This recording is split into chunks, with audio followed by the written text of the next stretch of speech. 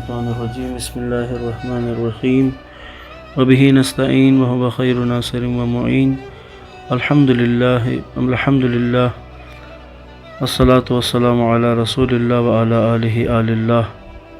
ولعنۃ اللہ علی اعدائہم اعداء اللہ۔ السلام علیکم یا ابا عبداللہ وعلی الارواح التي حلت بفنائک، علیک منی سلام اللہ ابدا ما بقیت وبقی اللیل والنہار ولا جعلہ اللہ آخر العہد منی لزیارتکم۔ السلام علی الحسین وعلی علی بن الحسین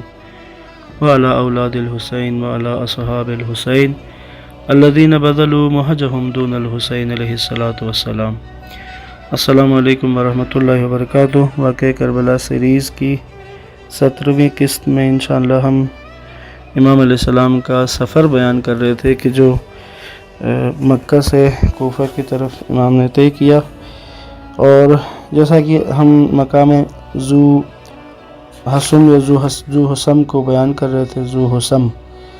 جہاں پر امام کی ملاقات یزید حر ابن یزید سے ہوئی، حر سے امام کی ملاقات اور حر کے لشکر کا آنا۔ کل عرض کیا تھا کہ جب یہ لوگ پہنچے تو یہ پیاس سے نڈھال تھے، امام علیہ السلام اور آپ کے ساتھیوں نے ان سب کو 1000 کا جو لشکر تھا ان کو پانی سے سیراب کیا، حتیٰ ان کے جانوروں کے لیے بھی پانی پلائے سب کو۔ امام نے حر سے سوال کیا، ہماری مدد کرنے کے لیے آئے ہو یا ہمارے ساتھ جنگ کرنے کے لیے آئے ہو؟ حر نے جواب دیا کہ ہم آپ کا مقابلہ کرنے اور آپ کو روکنے کے لیے آئے ہیں۔ امام علیہ السلام نے جواباً کہا، لا حول ولا قوت الا باللہ العلی العظیم۔ اس کے بعد جب نماز ظہر کا وقت ہوا تو امام نے اپنے جو مؤذن تھے جناب حجاج بن مسروق جعفی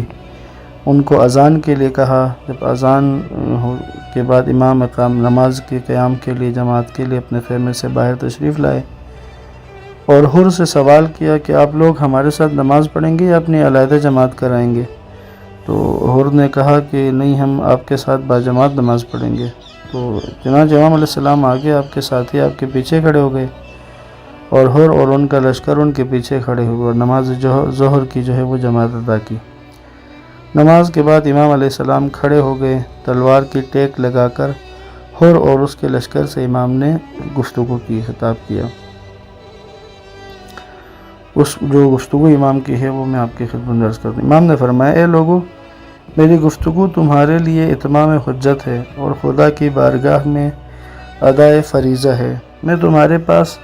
اس وقت تک نہیں آیا جب تک کہ تمہاری طرف سے میرے پاس تمہارے خطوط اور ایلچی نہیں آئے، اور وہ بھی مسلسل اور پے در پے، اور تمہارا کہنا تھا کہ ہمارا کوئی امام اور پیشوا نہیں ہے، لہٰذا آپ ہمارے پاس تشریف لائیں تاکہ اس طرح اللہ تعالی ہماری ہدایت اور رہنمائی فرمائے۔ لہٰذا اگر تم اپنی اس دعوت پر قائم اور اس کے پابند ہو تو اب میں تمہارے پاس آ چکا ہوں، لہٰذا میرے ساتھ پختہ عہد کرو کہ میرا ہر طرح سے ساتھ دو گے، لیکن اگر میرا آنا تمہیں ناگوار ہے تو میں ابھی وہیں کو واپس چلا جاتا ہوں جہاں سے چلا تھا۔ تو یہ سن کر جو ہے اس کا جو لشکر تھا حر کا، اور وہ خاموش رہے، انہوں نے کوئی جواب مثبت یا منفی نہیں دیا۔ پھر نماز عصر کے بعد بھی امام نے، چونکہ عصر کی نماز کی ابتدا بھی حر اور اس کے لشکر نے امام کی ابتدا میں نماز پڑھی، عصر کی نماز کے بعد بھی امام علیہ السلام نے دوسرا جو خطبہ تھا، ایک اور خطبہ یہاں پر ان لوگوں سے بات کی۔ امام نے فرمایا، اے لوگو، اگر تم خدا سے ڈرو اور اس بات کو تسلیم کر لو کہ حق کو اہل حق کے پاس ہی رہنا چاہیے، تو یہ بات خداوند عالم کی خوشنودی کا موجب ہوگی، اور ہم اہل بیت محمد صلی اللہ علیہ وآلہ وسلم لوگوں پر حکومت اور ان کی رہبری کے لیے ان بنی امیہ سے زیادہ شائستہ اور سزاوار ہیں، جو اس مقام کے غلط دعوے دار ہیں اور ہمیشہ ظلم و فساد اور خدا کے ساتھ دشمنی پر کمر بستہ ہیں اور اسی پر ڈٹے ہوئے ہو۔ امام پر کہتے ہم سے ڈٹے ہوئے ہیں، ہم سے روگردانی کر چکے ہیں اور ہمارا حق کو نہیں سمجھتے۔ اب تمہاری وہ مرضی نہیں جو تم نے خطوط میں اور ایلچیوں کے ذریعے ظاہر کی تھی، تو میں ابھی یہیں سے واپس لوٹ جاتا ہوں۔ امام نے جب خطبہ ختم کیا تو حر نے یہاں پر کہا کہ ہمیں ان دعوت ناموں کا کوئی علم نہیں ہے۔ تو جب اس نے یہ کہا تو امام علیہ السلام نے اپنے ساتھی جیسے عقبہ بن سمعان کو کہا کہ وہ دونوں وہ تھیلے لے آؤ جس میں اہل کوفہ کے خطوط ہیں۔ جب وہ لے آئے تو امام نے ان خطوط کا ڈھیر حر کے سامنے رکھ دیا۔ تو حر کہتا ہے کہ ہم نے یہ خطوط نہیں لکھے، ہم تو بس اس بات پر مامور ہیں کہ آپ کا سامنا کرتے ہی آپ کو ابن زیاد کے پاس لے چلیں۔ امام نے مسکرا کر کہا کہ الموت ادنیٰ الیک من ذالک، تو اس وقت تمہاری موت تمہاری اس پیشکش کی نسبت زیادہ قریب ہے۔ اس کے بعد امام نے اپنے ساتھیوں کو حکم دیا کہ اٹھو اور تیاری کرو، بس سب قافلے والے تیار ہو کر اپنی سواریوں پر سوار ہو گئے۔ امام نے اپنے قافلے سے کہا واپس چلو، تو یہ سن کر حر اور اس کے ساتھی آڑے آ گئے اور قافلے کی روانگی میں مانے ہوئے۔ تو یہاں پر وہ مشہور جملہ تھا امام کا، امام نے کہا ثقلت کا امک یا ما ترید، تیری ماں تیرے غم میں بیٹھے، اگر تو چاہتا کیا ہے۔ یہ سن کر حر نے کہا اگر آپ کے علاوہ کسی اور شخص نے میری ماں کا نام لیا ہوتا تو اسے بتاتا کہ میری ماں کا نام کیسے لیا جاتا ہے، لیکن خدا کی قسم چونکہ آپ کی ماں سیدہ نساء العالمین ہیں لہٰذا میں کچھ نہیں کہتا۔ امام نے حر سے پوچھا کہ تم کیا چاہتے ہو؟ حر نے کہا میں آپ کو ابن زیاد کے پاس لے جاؤں گا۔ امام نے فرمایا ایسا نہیں ہو سکتا۔ انہوں نے کہا میں ہرگز نہیں چھوڑوں گا۔ اس طرح کے جملوں کا آپس میں تبادلہ ہو رہا تھا تو حر نے کہا کہ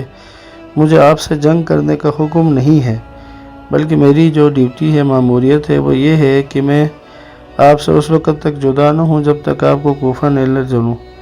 لیکن اگر آپ تیار نہیں ہیں کوفہ جانے کے لیے تو پھر یہ ہے کہ نہ آپ مدینہ چلیں نہ کوفہ، بلکہ کوئی اور راستہ اختیار کریں تاکہ میں خط لکھ کر ابن زیاد کو اس صورتحال سے آگاہ کروں اور اس کا حکم اپنے لے آؤں۔ تو امام علیہ السلام نے یہاں پر عزیب اور قادسیہ سے بائیں طرف کے راستے کو اختیار کیا۔ حر جو ہے وہ آپ کے ساتھ امام کے ساتھ ساتھ چل رہا تھا۔ تو یہاں پر امام علیہ السلام کا ایک اور جو چھوٹا سا خطبہ ہے وہ یہاں پر ہے کہ امام نے فرمایا کہ حالات نے جو رخ اختیار کر لیا ہے وہ آپ دیکھ رہے ہیں، دنیا بدل چکی ہے، دنیا کی نیکی نے اپنا منہ موڑ لیا ہے، اب اس کا صرف تلچھٹ باقی رہ گیا ہے۔ جس طرح کسی برتن کی تہ میں تھوڑا سا پانی رہ جاتا ہے کہ جسے زمین پر گرا دیا جاتا ہے، اور پست اور ناچیز زندگی باقی رہ گئی ہے، ناگوار چراگاہ کے مانند۔ آیا آپ لوگ نہیں دیکھ رہے کہ حق پر عمل نہیں ہو رہا اور باطل سے منہ نہیں موڑا جا رہا؟ ایسی صورت میں مومن کا حق بنتا ہے کہ وہ اپنے پروردگار کی ملاقات کی خواہش کرے۔ پھر وہی مشہور جملہ امام نے کہا کہ انی اری الموت الا سعادہ ولا الحیات مع الظالمین الا برما۔ امام نے کہا کہ میں موت کو سعادت سمجھتا ہوں اور ظالموں کے ساتھ زندہ رہنے کو ننگ و عار سمجھتا ہوں۔ جب امام کا یہ خطبہ امام نے ارشاد فرمایا تو جناب زہیر ابن قین جو ہے وہ کھڑے ہوئے اور اپنے ساتھیوں سے کہا کہ آپ لوگ کچھ کہیں گے یا میں بات کروں؟ تو ساتھیوں نے کہا آپ ہی بات کریں۔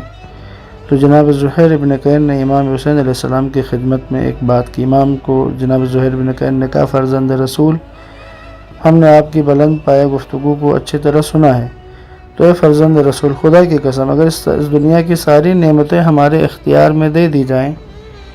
اور ہمیں موت بھی نہ آئے اور کسی قسم کی نعمت بھی کم نہ ہو، پھر بھی ہم دنیا کے تمام آسائشوں کو ٹھوکر مار کر آپ کے ہم رکاب ہو کر لڑنے کو ترجیح دیں گے۔ تو یہ جب جملہ کہا امام نے جناب زہیر کے حق میں دعا کی یہاں سے چلتے رہے،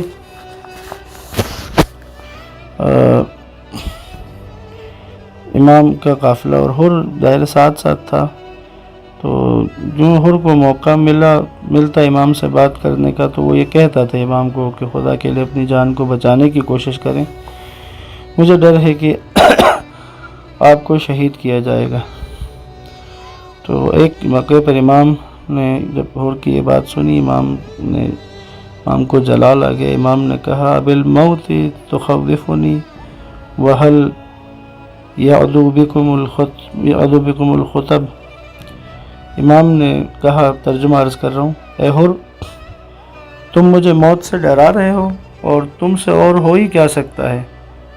کہ تم مجھے قتل کر دو، لہٰذا میں اس موقع پر قبیلہ اوس کے اس شخص کے اشعار پڑھوں گا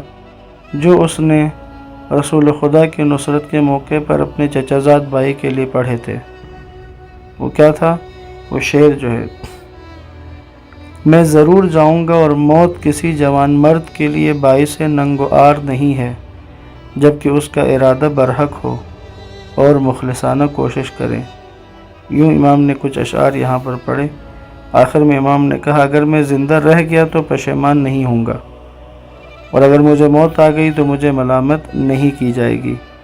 یہی ذلت تمہارے لیے کافی ہوگی کہ تم زندہ رہو اور ذلیل و خوار ہوتے رہو۔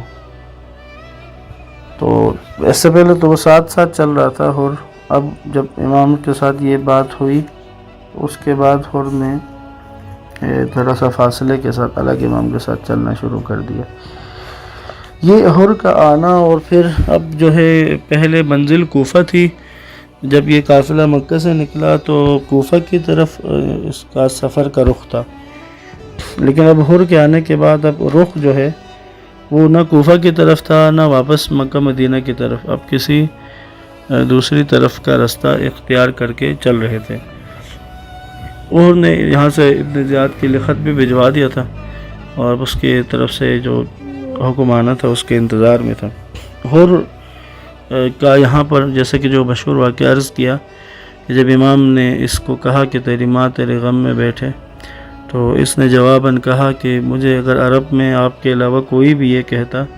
تو میں اس کو بھی وہی جواب دیتا، لیکن چونکہ آپ کی ماں سیدہ نساء العالمین ہے اور جناب زہرا کا نام لینا سوائے احترام کے میں نہیں لے سکتا۔ حر کا جناب سیدہ کے ساتھ یہ لگاؤ اور سیدہ کے احترام اور سیدہ کی محبت جو اس کے دل میں تھی، احترام تھا، یہ باعث بنا، علماء کہتے ہیں کہ یہ عقیدت، یہ احترام سیدہ کا یہ باعث بنا کہ جو حر کی نجات کا یہ وجہ بنی۔ اور حر یہاں جب کہ آیا ہے تو یزید کے لشکر کے ایک جرنیل کے طور پہ، لیکن اس کا انجام شہدائے کربلا کے اس میں ہوتا ہے، کیونکہ یاد رکھیے گا امام حسین علیہ السلام کے ساتھ آنے والے اصحاب، امام حسین علیہ السلام کے ساتھ تشریف لانے والے تمام لوگ، جو بھی کربلا میں آیا، جو بھی روز عاشور تک امام کے ساتھ رہا اور جس نے اپنی جانیں قربان کی، ان میں سے کوئی بھی ایسا نہیں تھا کہ جو حادثاتی طور پر آ گیا ہو یا بائی دی وے آ گیا ہو، بلکہ یہ سب لوگ وہ تھے کہ جن کی پاکیزہ زندگیاں تھیں، جو اپنے آپ کو خدا کے حلال و حرام کے پابند رکھے ہوئے تھے، اور جو خود دین کی، شریعت کی پابندی کرنے والے، لحاظ کرنے والے لوگ تھے، اور اپنے دور کے، اپنے علاقوں کے مشہور شخصیات تھیں، پاکیزہ تھے، تقویٰ میں مشہور تھے، غرض کہ وہ ایسی صفات کے حامل تھے، اس طرح کے کردار کے حامل تھے کہ ان کو خدا نے شہدائے کربلا کے لیے منتخب کر لیا۔ تو آج بھی ایسا ہی ہے، بعض لوگ صرف دعوے کرنے والے ہوتے ہیں، صرف اعلان کرنے والے ہوتے ہیں،